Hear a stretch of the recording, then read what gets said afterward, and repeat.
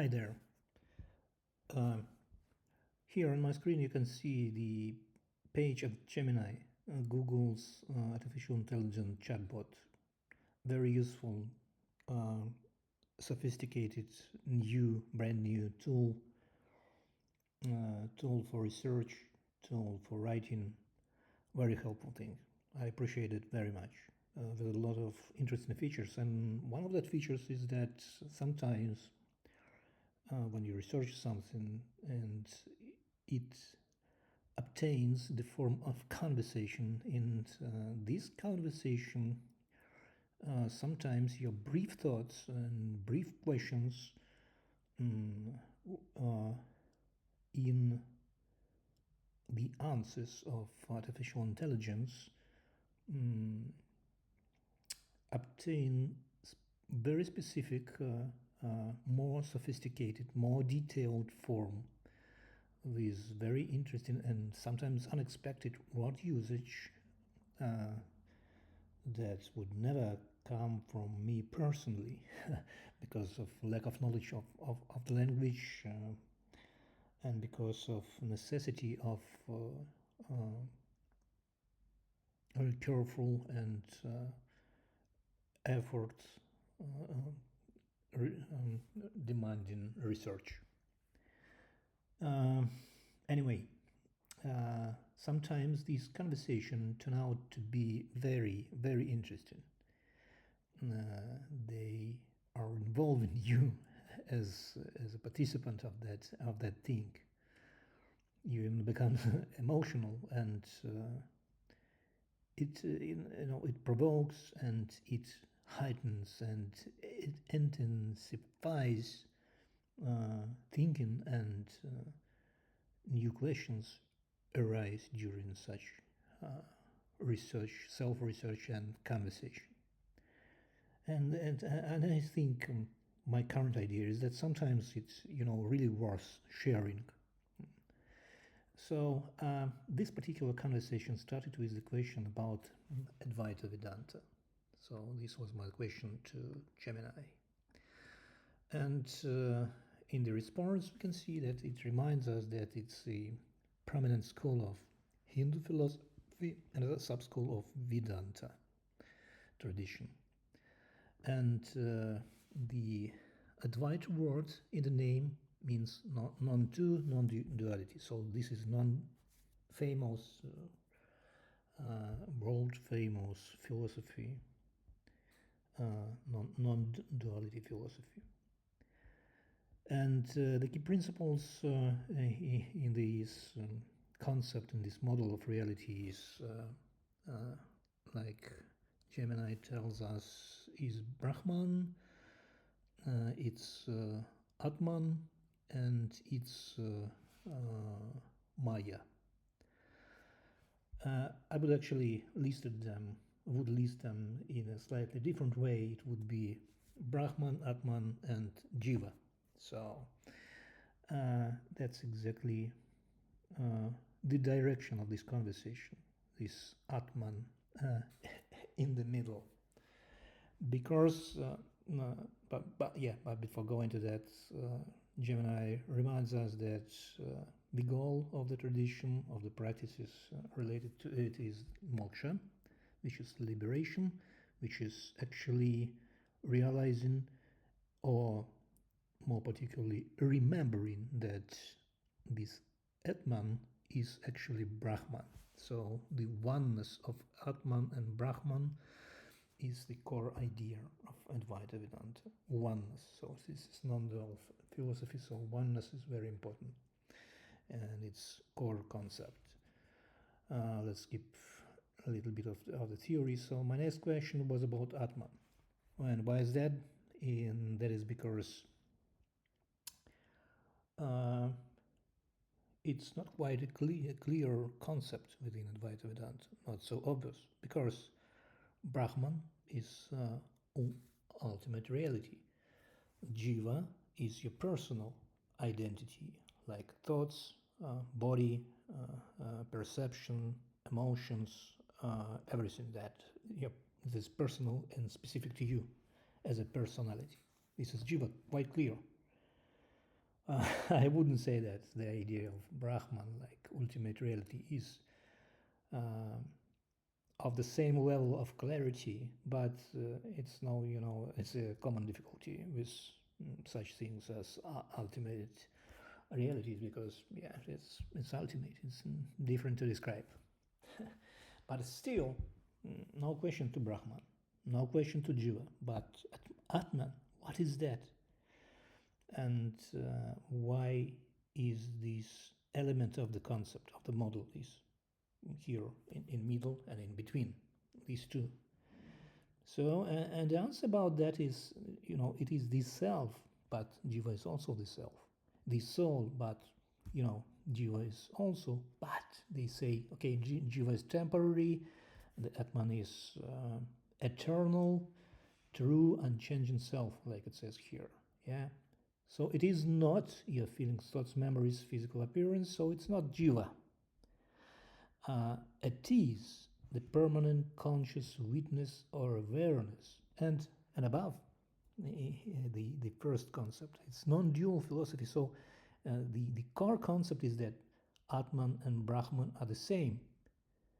And in that case, my question is that why do we need both Brahman and Atman? So if they are the same, why do we have two? Two of them, but not. We need only one.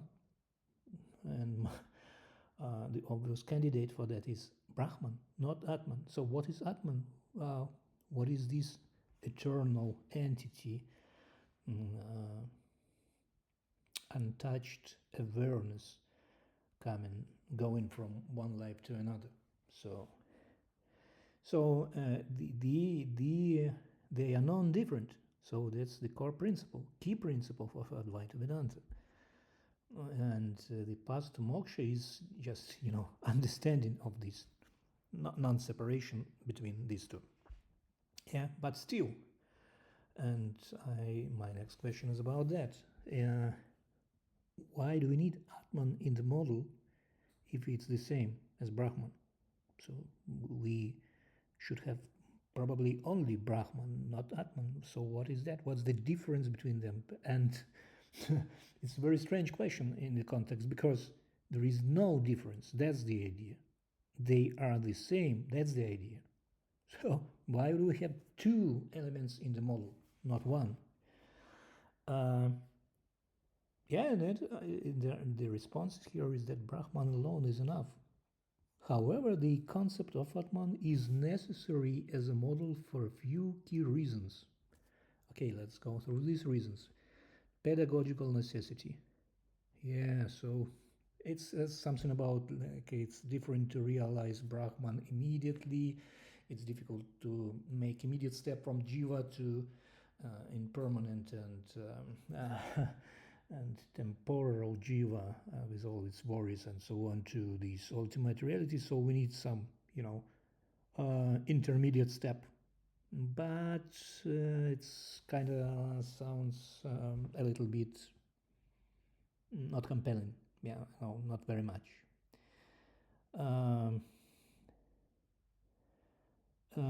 So some other explanations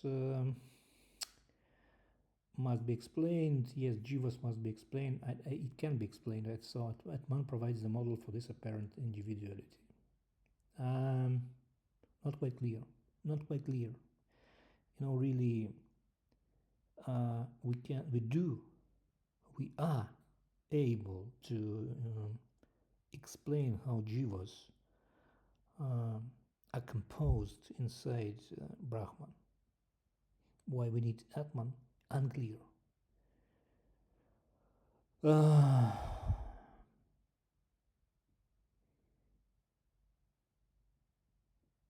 So you see this philosophical conclusion in the end of this part of conversation, that in summary, Brahman alone is real, but the model of Atman is indispensable for spiritual practice. So, some is it saying that Atman does not exist? Is it saying that Atman as a concept. It's just like, some kind of trick, pedagogical tool, not representing anything real. That is interesting. That is interesting. So my next question here is that I cannot understand the idea of illusion. The Brahman is real. It is everything. So everything is inside. It is inside. It is real, including Jivas. Yeah, I'm slightly switching the topic here, and this is one of the most important things for me, because in this, let's call it spiritual area, is a very, very common wording, is saying that, okay, yourself is illusional, you are illusion, all other people are illusions, everything is illusion, there is no separate reality, there is no separate objects, all are the same, all is Brahman, and all the seeming distinction between entities are just an illusion. And I really don't like this wording. I really don't like the word illusion when it's applied to something we experience in our lives. I do believe that, irresponsible usage of this word illusion leads to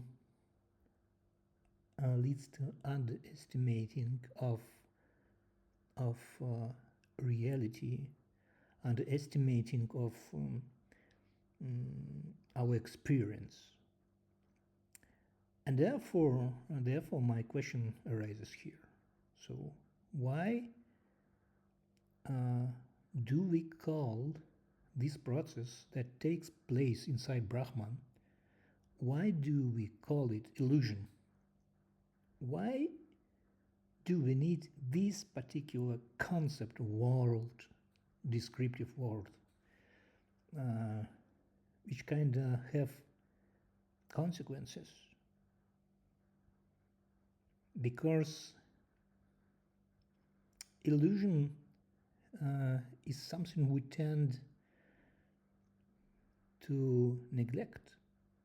Illusion is something we tend to fight with. Illusion is something we fail to see value in. And with all this baggage, this world goes with all this baggage, and we are not being careful and use it very, very irresponsibly. So that's why I'm asking that. And the answer is about 3 levels of reality, media, neither real nor unreal. What we have here, set, absolutely real, media, asset, something not existing, something existing, something not existing, and something illusory. And I don't really want to go inside these concepts very deeply. You can Google them, you can read it, some details here on the screen, but let's go further. So about these 3 levels of reality, absolute reality, only Brahman is real. And again, yes, it is. Let's suppose it is so, but that means that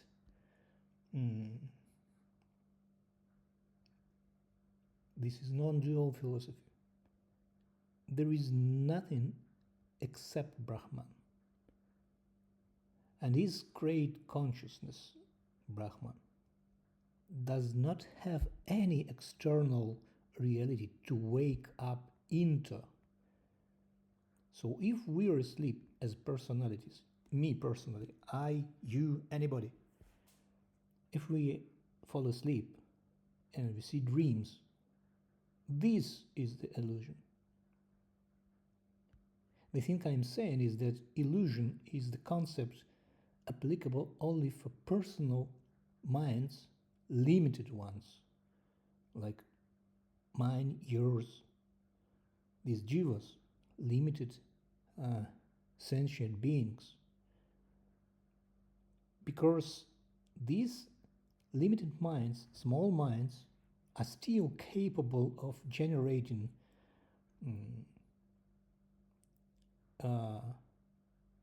facts, experiences that seem to be external to itself.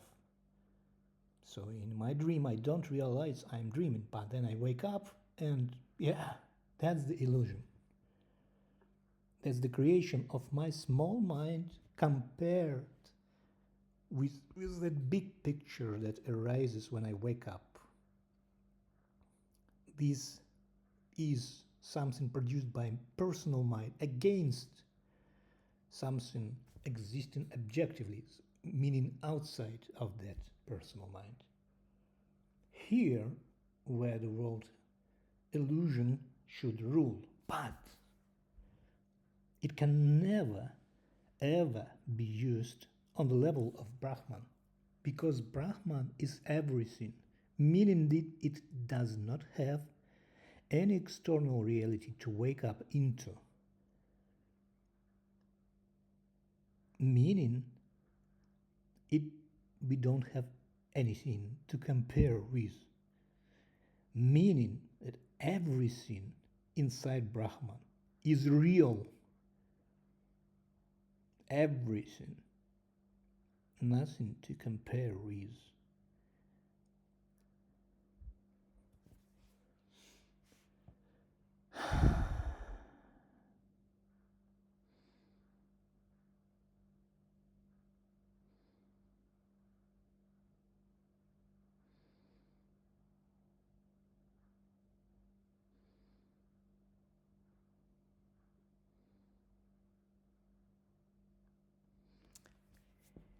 So how I continue the conversation with Gemini? Now I'm saying here that this is quote from the previous part of conversation. And the quote is that the world of names and forms literally does not exist as a separate entity. And what I want to respond in that, in connection to what I've just told, is that it does exist. Yes, it does exist as non-separate entity, but it is not an illusion. It does exist. It's real. The world of names and forms is real. I said Gemini calls it an excellent, very polite system. Whatever I say, it says it's excellent. Yeah, this is excellent what you said. This is very interesting. This is inspiring. I like this style of conversation. It's very pleasant. And after that, sometimes Gemini tries to twist your ideas a little bit. But that's just create the continuation of conversation where you can make your thoughts more precise, explain them. So, yeah, a pleasant thing, it says I'm entirely correct.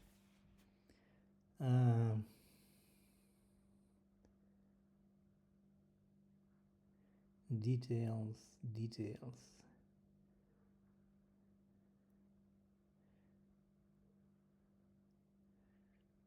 So, okay, it says in the end it exists, but it's not self-existent. Its existence is Brahman's existence. Yeah, I'm not against that. I'm quite on the same page about that with my data and with my understanding of data. But all that does not explain, as I claim here in the next phrase, that usage of the illusion world, which is, I call here a trap. A trap that, is even worse than the thing it tries to overcome. So what it tries to overcome? This ignorance about, ultimate ignorance about the nature of reality. The Buddhism, the Advaita Vedanta, they say the same thing about this ignorance. But Advaita tries to fight this ignorance with the concept of illusion, Maya. And this is, in my experience, in my view, is a bad move, leading to exactly opposite result. So instead of being trapped in this illusion,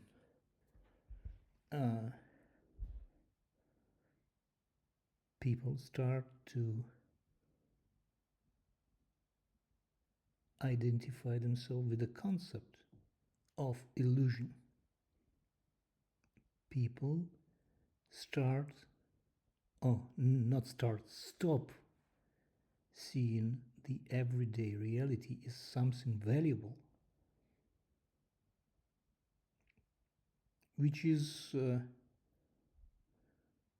unacceptable side effect, I think, leading to some result completely opposite to what, in my understanding, moksha, liberation, is.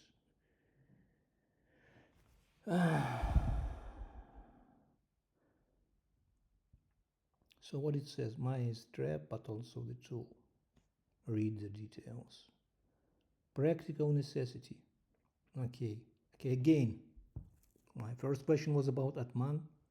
They say practical necessity. My second question about illusion. They say practical necessity. I'm kind of starting feeling stupid, because so many intermediate concepts are required to explain the concept, but is it really so unexplainable without these very specific and dangerous tools? That's the question.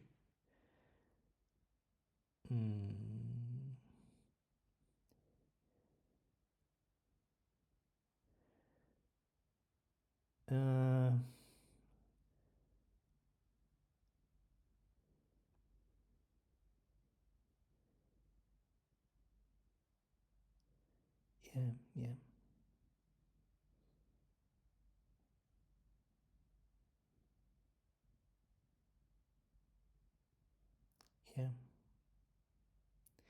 So one of the reasoning directions it uses that, okay, if we don't use the illusion concept, so why strive for liberation?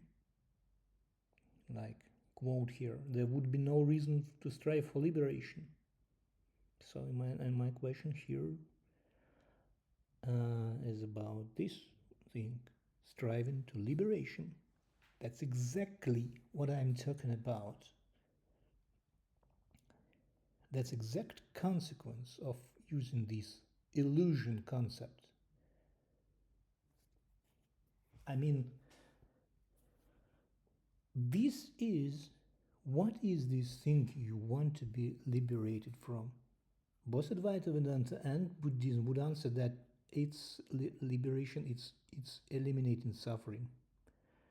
It's eliminating the circle of rebirth, reincarnation, and suffering presented in every next incarnation, again and again and again.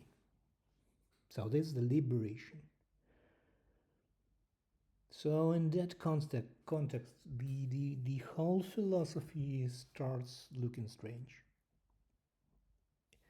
It claims life to be suffering, and having suffering as the major component.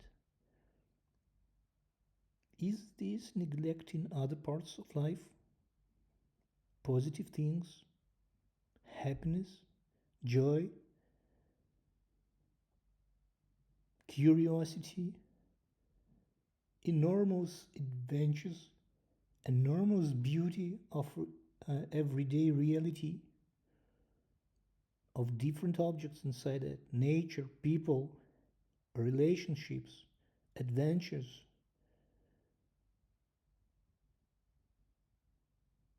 travels, food, drink, sex. Is this, oh no, are these the things you want to be liberated from? Are those the characteristics of the world that you don't ever want to be born into again?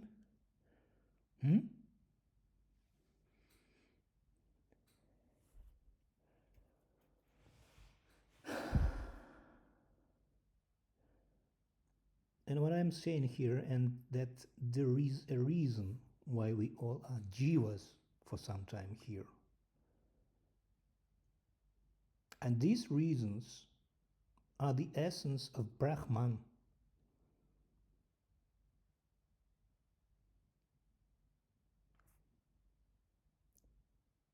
The reply of Gemini is that, Brahman does not have any reasons.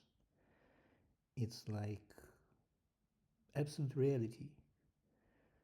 It doesn't strive for anything. It is complete. It is perfect. And it has no reason to do anything. Reason in, our human meaning.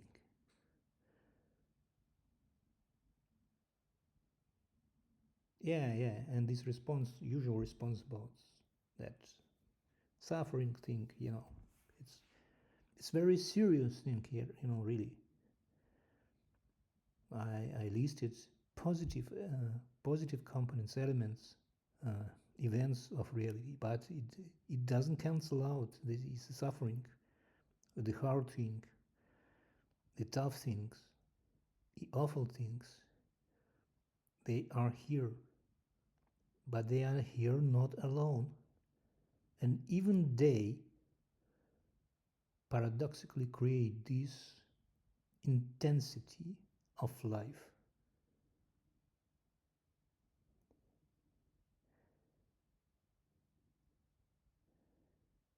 Bliss. Okay.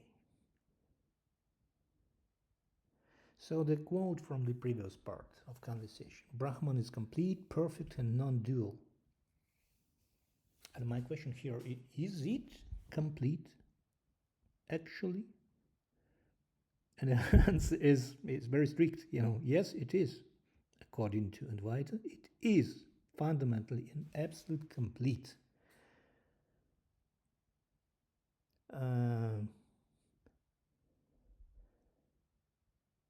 Yeah. My objection here is that a complete thing does not have the reason to create world of objects and names.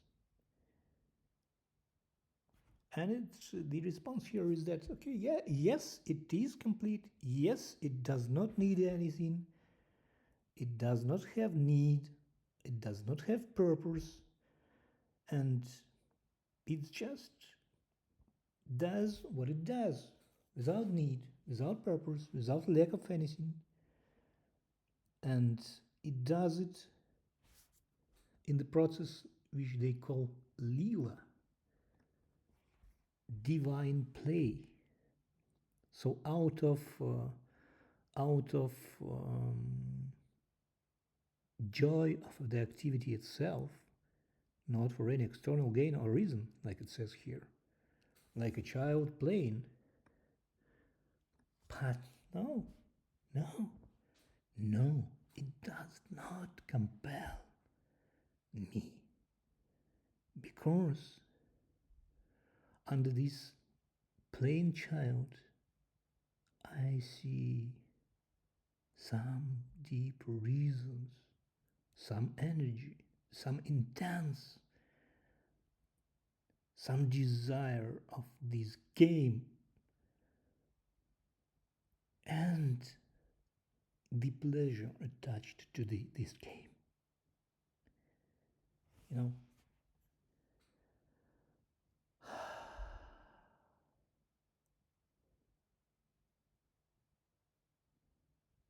that's a little step aside.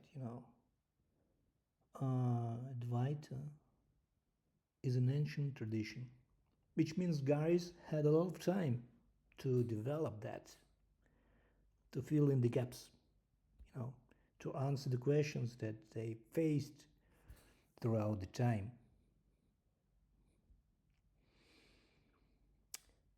So, in the end, currently, this model contains a lot of information about what Brahman is. But in its core, its ultimate reality, this is their own idea, which means this is an entity of unbelievable, unimaginable complexity, in the face of which all the words trying to explain what it is and what characteristic it has kind of look a little redundant. I kind of have an idea that we only can have a most general description of that, not detailed. So I'm not sure in the end that anybody can tell anything about this thing, including claims about that it's complete, does not strive for anything, does not have reasons to do. And this, fairy tale about Lila and just acting out of joy,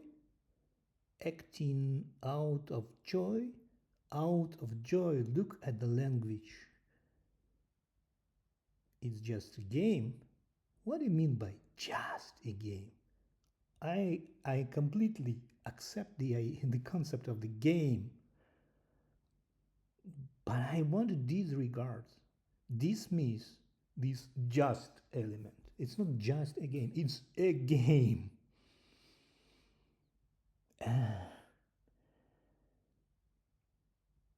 And we need passion, attachment, involvement, interest, curiosity, energy to move through this game.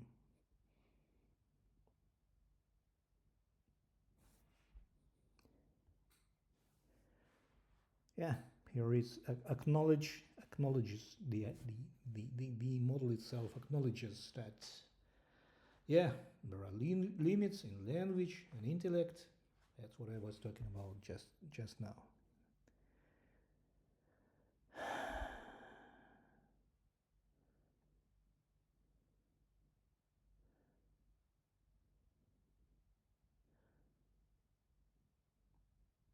That's a little unfair from my side. The next statement is here that would be a nice joke if Advaita was wrong about Brahman nature. So that's a funny idea that stays in my head for a while.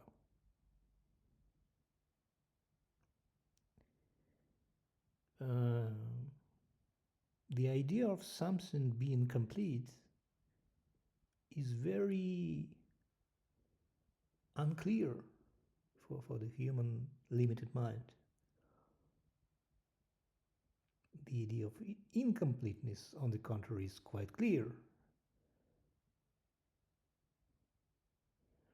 And in that respect, the idea of completeness of something looks like in a fairy tale, so charming, like a spell. We say it's complete. We don't quite understand what it means exactly. Absolutely, we are not even near to that understanding ever, by definition, because we are limited, we are limitations. This is our core. And limitations can limited thing cannot imagine the whole ever, cannot describe it. And why trying to do that? So that's the fun idea. So what if they're wrong? What if Brahman is actually incomplete? Huh? That would be a nice joke. Perfect, extremely complex, but incomplete. And therefore having a great curiosity and a reason to create all that adventures and the world of names and objects seemingly separated inside it, and to enjoy this adventure, looking through our eyes into it, looking through our limited experiences, limited but intensive, interesting, intriguing, unpredictable. And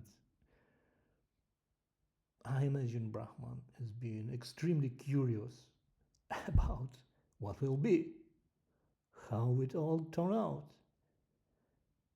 It's eager to test, try as many variants, as many plots, as many stories as possible.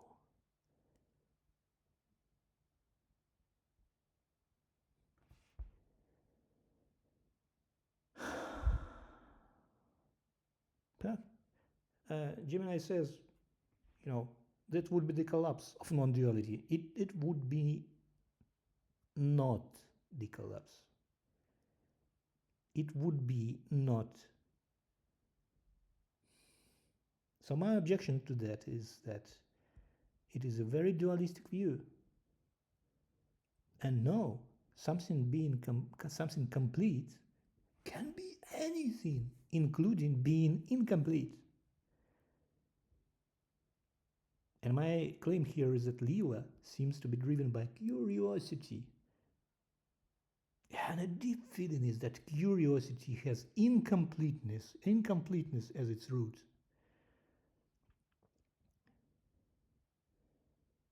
The game may have purpose, but this purpose itself is a game.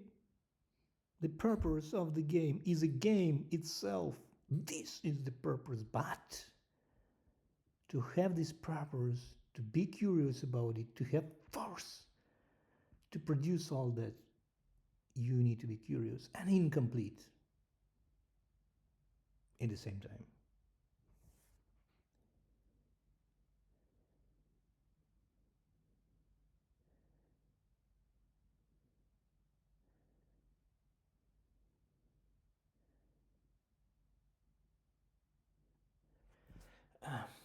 That's the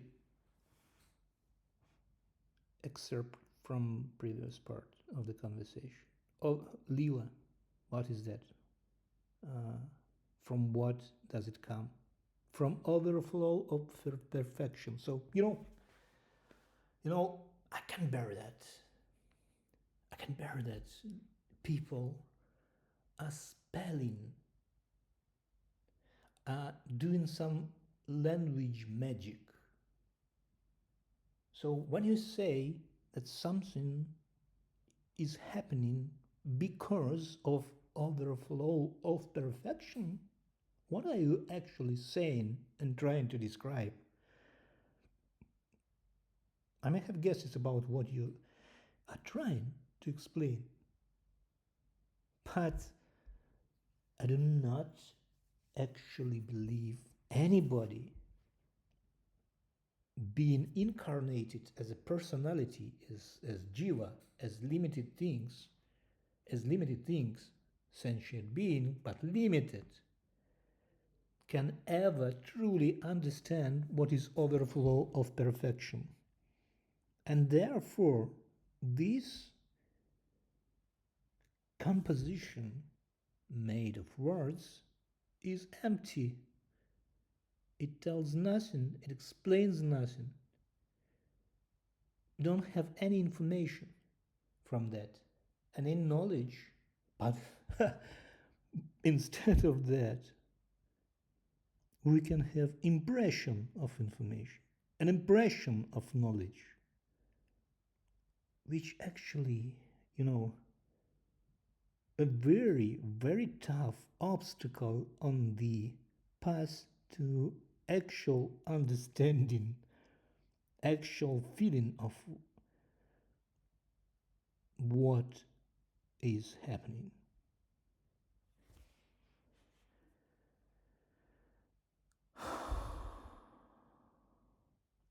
My next question was about Advaita practices. And again, they are very similar to Buddhist ones. It's discipline, it's meditation, and all that stuff. It's steps, stages, not to get bored on the go, just to monitor the progress. So I specify here that I meant no actions, but not concepts. Yes, and it describes daily schedules and practices. Again, discipline, ethics, midday and evening practices. That's funny thing that they are, attached to the specific part of the day. So my next statement is, expresses some kind of anger about Advaita Vedanta. Can you imagine that? Be angry with Advaita Vedanta. And, in the end of the day, you work all day, you went to supermarket, you fueled your car, you washed dishes, and after then you just became angry with Advaita Vedanta. Nice day and nice finish for the day. But my claim here is, and I'm really to some degree serious about this claim, that wise systems like Advaita and Buddhism are against life. And the answer is expectable. It's not the answer of Gemini. Let's have it straight.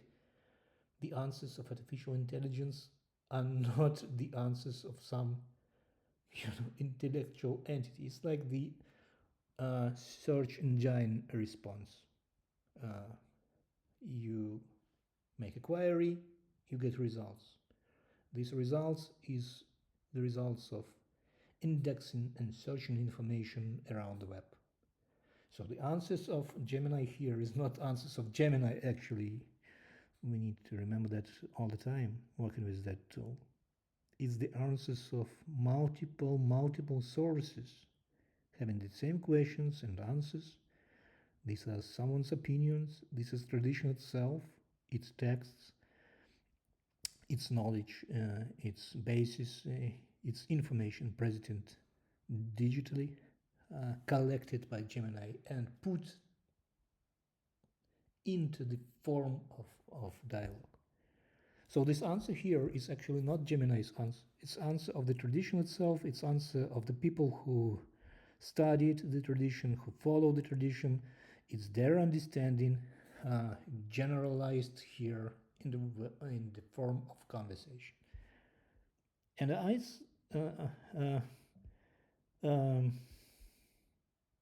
and they say no, it's not against life. Neither Buddhism nor Advaita, they are not against life. They are against suffering.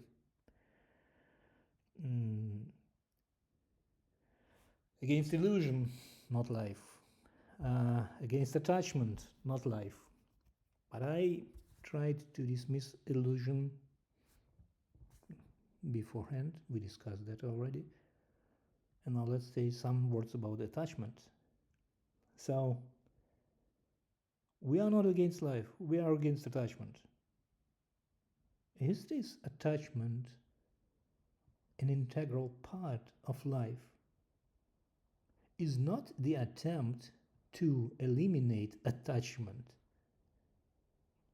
actually an attempt to eliminate all that we are attached to? Feelings, joy, passion, game itself, involvement, everything.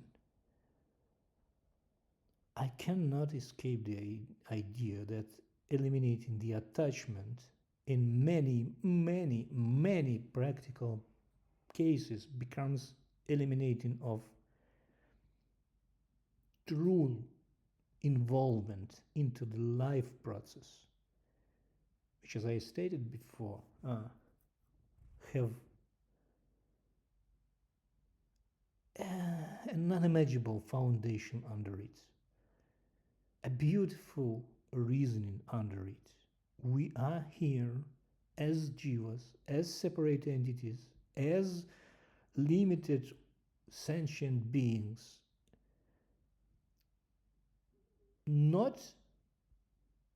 it's not a mistake. It's not something to be fixed. It's not something to be avoided. And it's not something to be liberated from.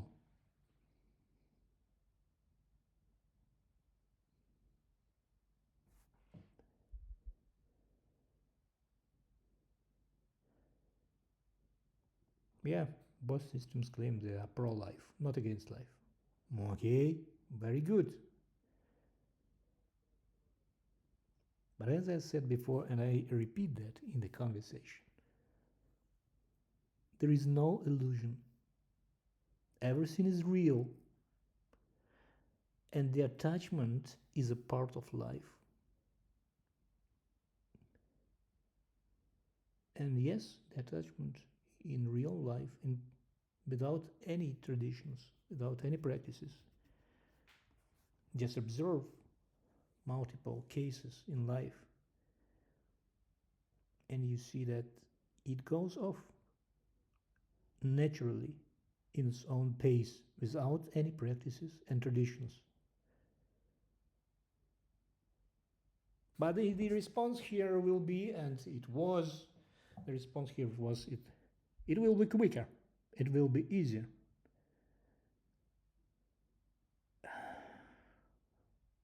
And again, I can't stop thinking about side effects of that, probable side effects. And the response from both traditions, Advaita Vedanta and the Buddhism, will be, and it is always the same. It's like, it's not the flaw in the tradition itself, it is flaw in your understanding of tradition. I can accept that, I understand that. None of us probably is smart enough to understand these traditions completely. We are again a limited sentient beings. But here the question arises, do we need such a complicated explanation about everything? I am asking these questions against the background of that, nobody can understand them. We have so much misunderstanding, and in the end we have only misunderstanding, maybe.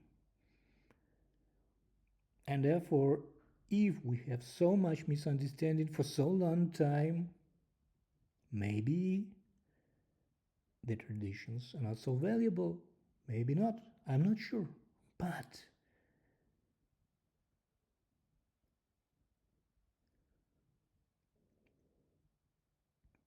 the idea here is that attachment is not something we need to eliminate. The idea here is that attachment is something valuable, is something putting energy a real devotion, creating a real involvement in that reality, and therefore creating really, really amazing adventure in which we truly, absolutely believe.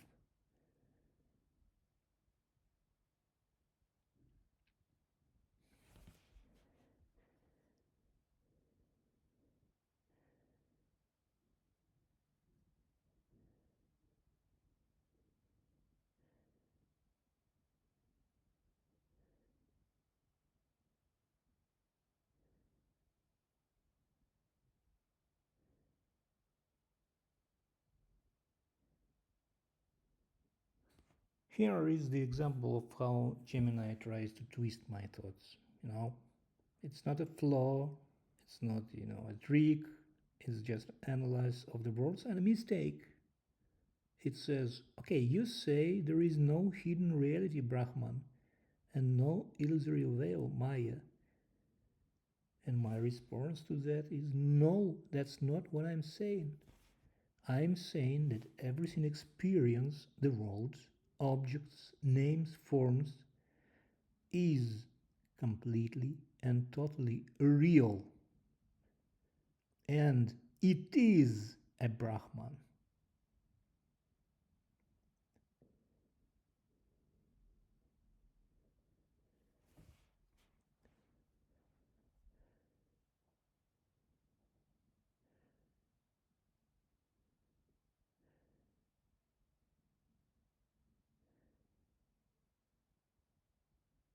The next excerpt from the previous part.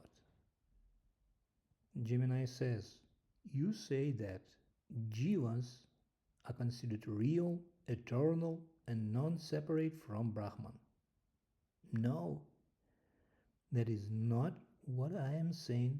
What I am saying, Jivas are real, temporary, and separate from Brahman, while being it in the same time, like all the other things.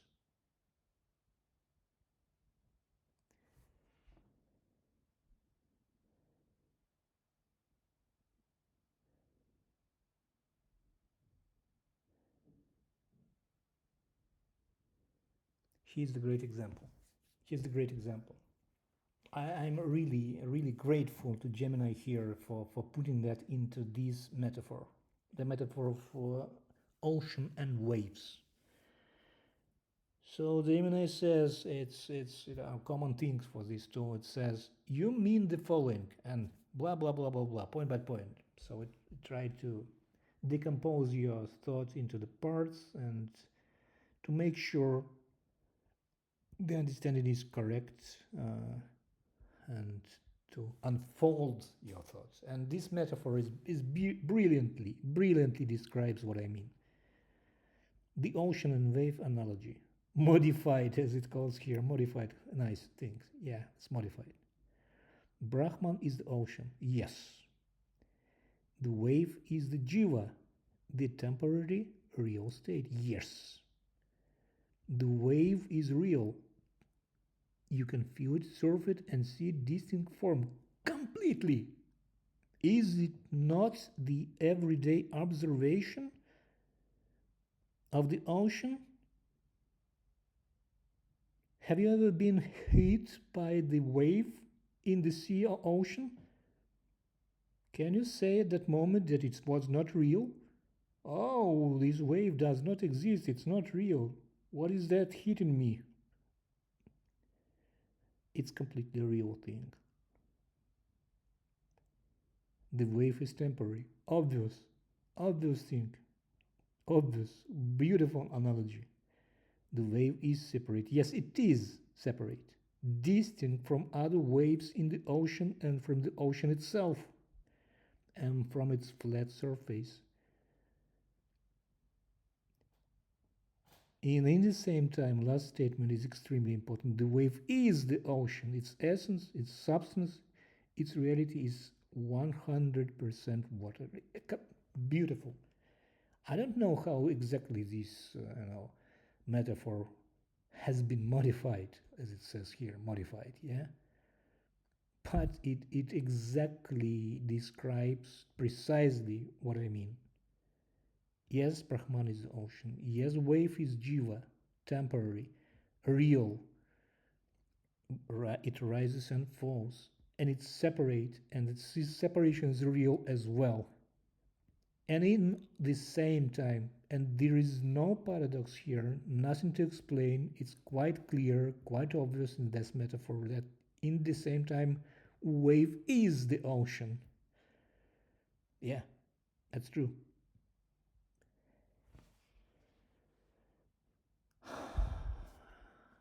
What it says here after this metaphor is a beautiful formulation of what I mean.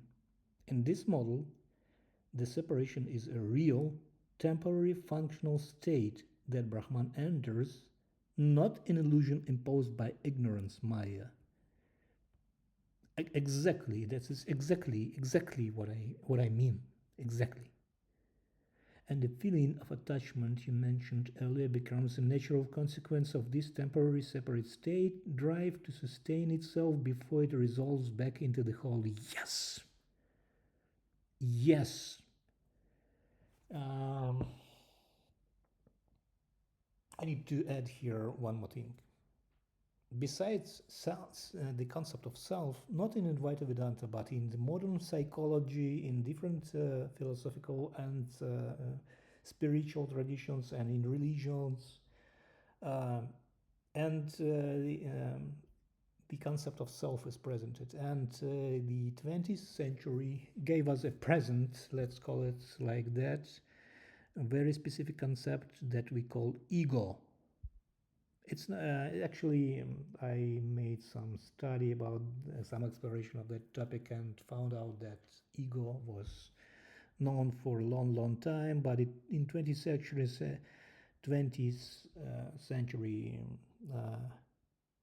thanks to Mr. Freud, it became known in a very precise meaning, and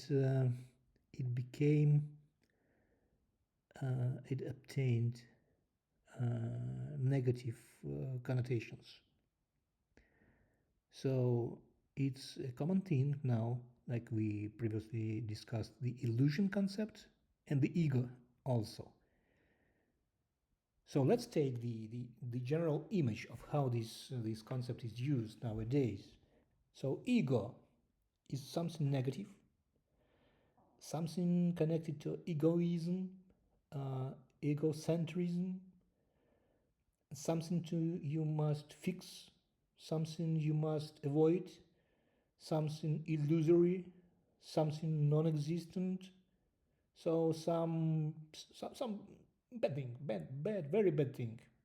You need to fix it. You need to overcome it. You need to realize you are not ego. You're something else. So my idea is this is enormous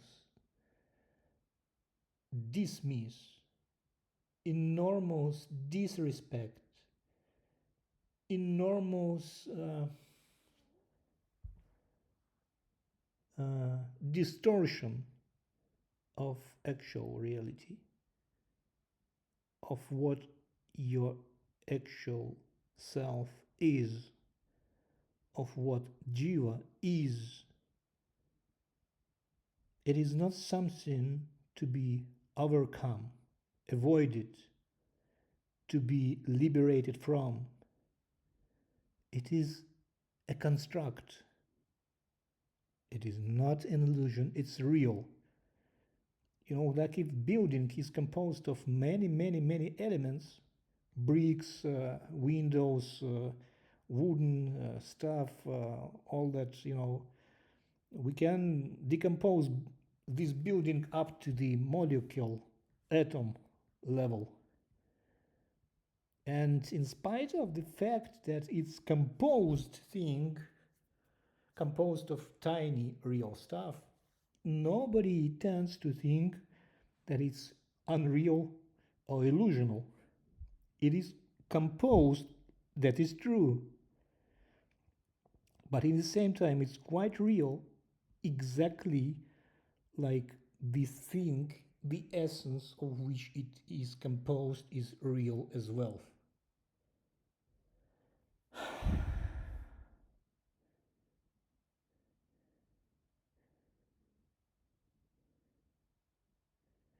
And my next claim here in the conversation is that, yes, that was the beautiful metaphor, and it was the beautiful conclusion. That's a precise description of what my thought is. And I'm saying here, yes, that is exactly what I'm saying. And I'm adding here this observation from ASC, Altered States of Consciousness Studies. And it is a beautiful thing there is in the reports from these studies.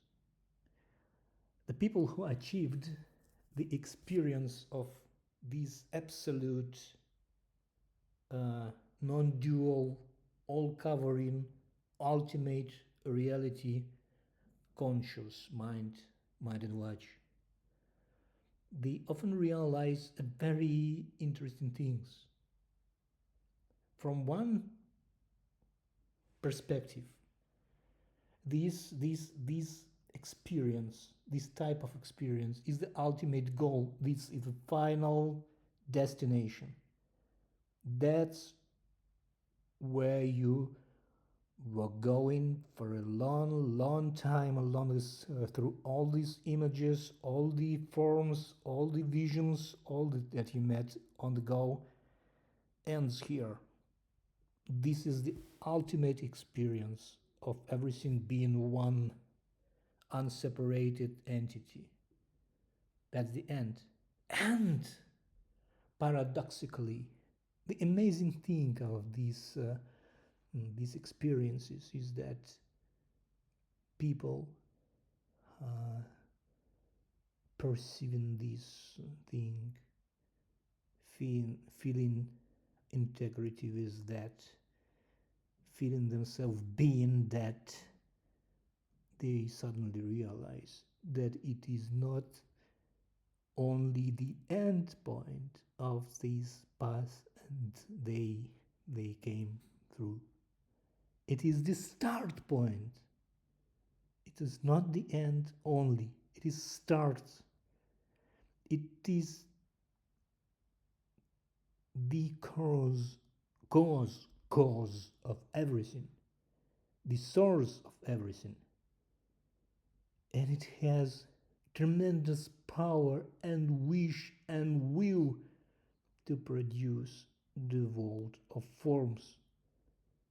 And once you achieve this point, you realize that it's not the end, it's not the goal, it's the source. And the goal was the state I started from, the state of limited, separate Jīva, which exists with the deep, extremely deep reason under that existence, which holds the experience which otherwise could never be obtained by Brahman itself. Brahman needs Jivas to have these experiences through them, to have this adventure through them. And therefore, liberation doesn't seem like a goal anymore. We need something else. Maybe. By the way, for what I really appreciate both Buddhism and Advaita Vedanta, they are very practical. They say, guys, we are just models. Guys, we are just theories. But here is the practice. Do it, and you will check if this model correct or not. You will check it by yourself. But as any complicated tradition trying to provide this type of information, they become a trap themselves. They, in the end, up to now, contained in them so much explanation, so much information, so much concept, so many complicated, profound, beautiful ideas that once I intellectually obtain this idea, I have no reason to investigate anything by myself, because everything is explained here. So I have all the explanation. I have a very dangerous thing, an illusion of knowledge, an illusion of achievement, an illusion of that I have already arrived. So such a complicated model in my hand, but the model is not what is depicted by this model. The map is not the area. And this is how profound systems that act as these maps can become a trap themselves.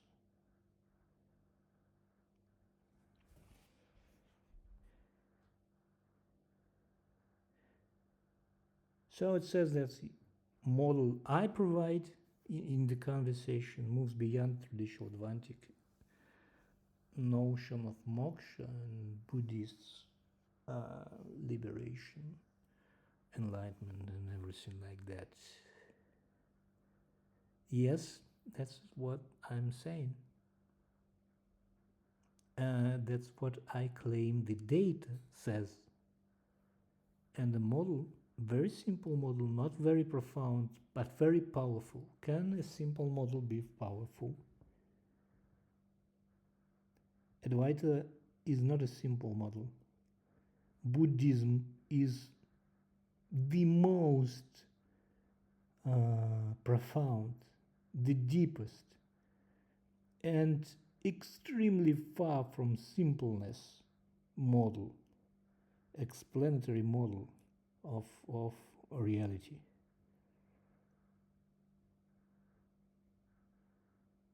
But is it the case that when the model becomes more and more profound, gets more and more details,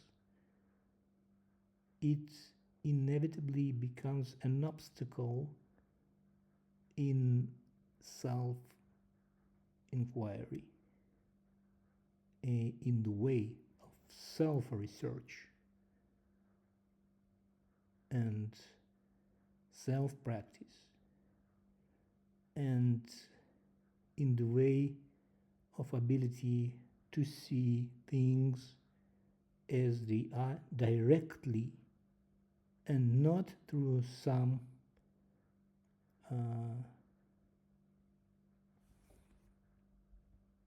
prism of some concept, whatever this concept is.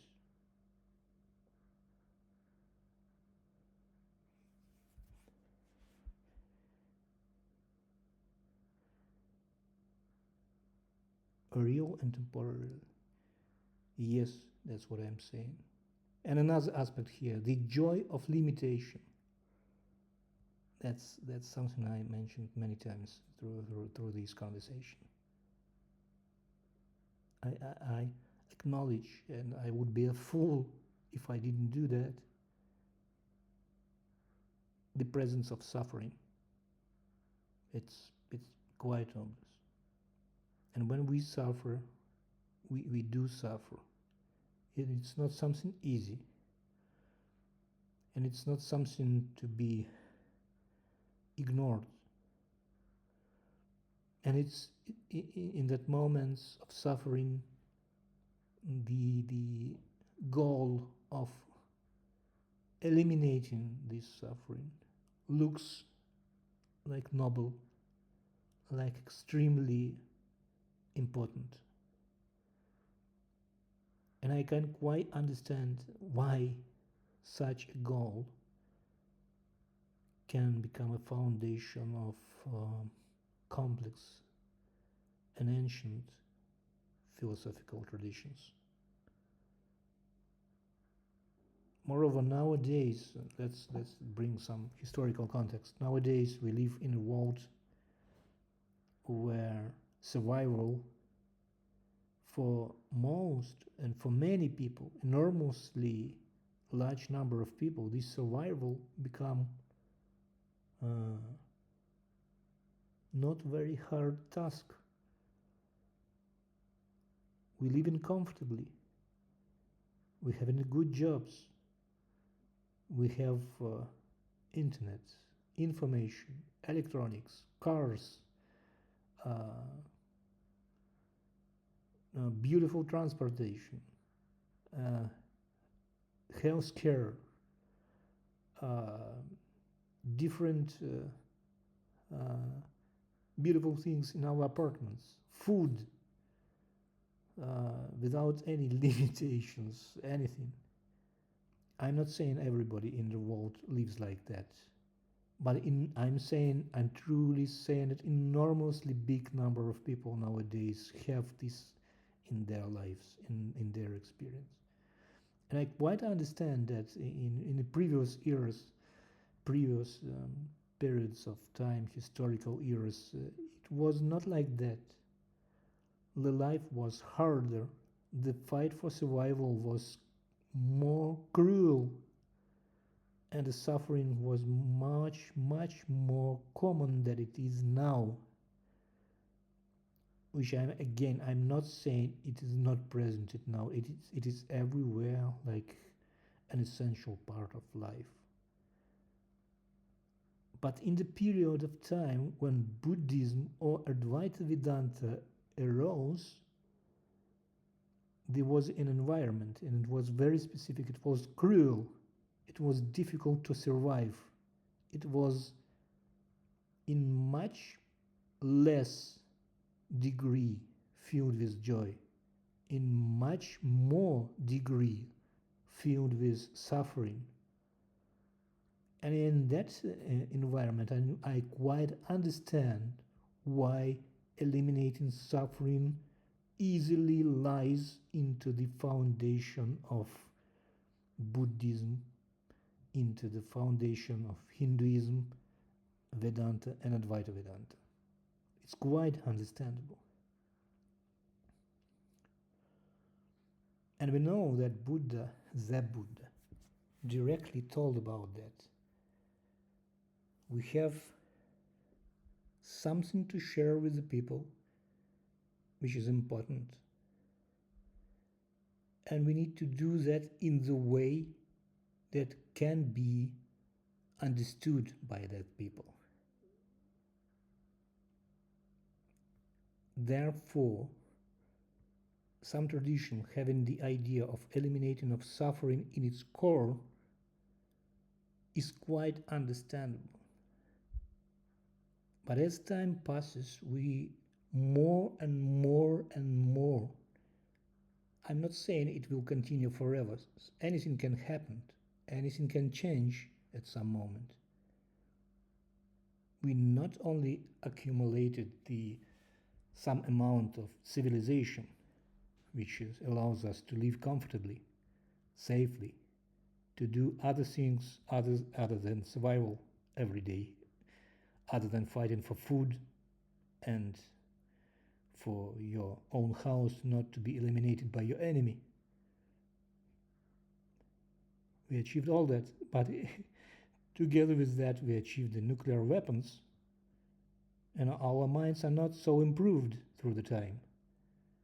So we are still very close to our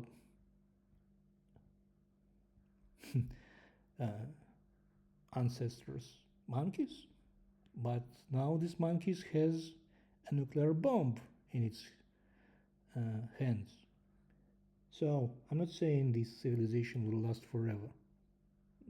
It's a questionable thing, but for now we have it. And therefore we can clearly observe another part of life, which is joy.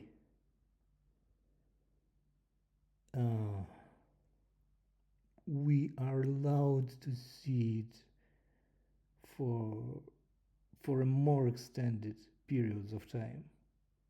actually, really.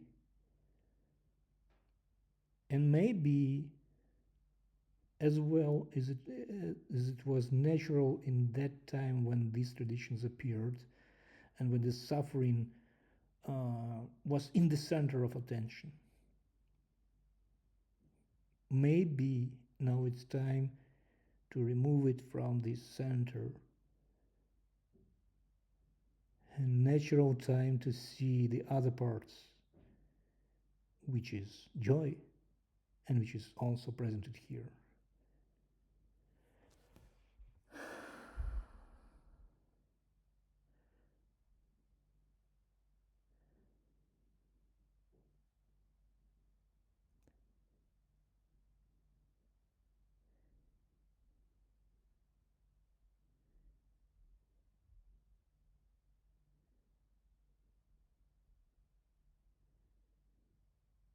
I think that's enough for the topic.